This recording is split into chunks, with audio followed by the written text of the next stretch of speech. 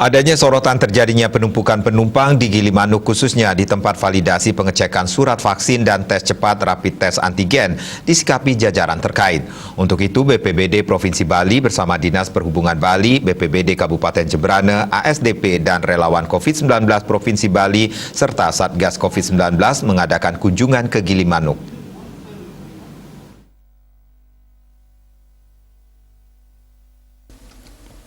Kepala Pelaksana BPBD Kabupaten Jembrane Iputu Agus Artana mengatakan pengecekan yang dilaksanakan ke Gilimanuk dalam rangka persiapan penerapan aplikasi Peduli Lindungi di Gilimanuk.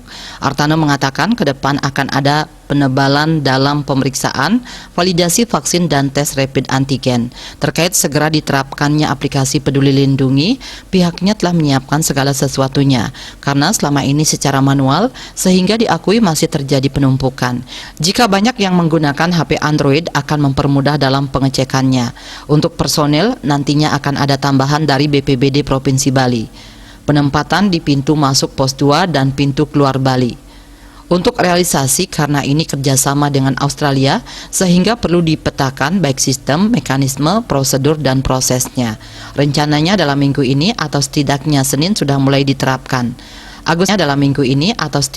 Senin sudah mulai diterapkan. Agus Artana mengatakan saat ini yang dicurigai makin banyaknya kasus COVID-19 karena adanya pelaku perjalanan dalam negeri PPDN sehingga ini perlu diantisipasi, apalagi objek wisata mulai dibuka. Karenanya screening harus lebih ketat di pintu masuk dan keluar Bali. Selama ini sudah sesuai prosedur, tapi karena input datanya secara manual sehingga terjadi penumpukan. Sesuai SE Gubernur Bali nomor 15 tahun 2021 mengarah ke aplikasi Peduli Lindungi sehingga diharapkan semua berjalan dengan aplikasi. Gilimanuk menurut Agus Artana akan menjadi percontohan pilot project karena intensitas arus orang cukup tinggi.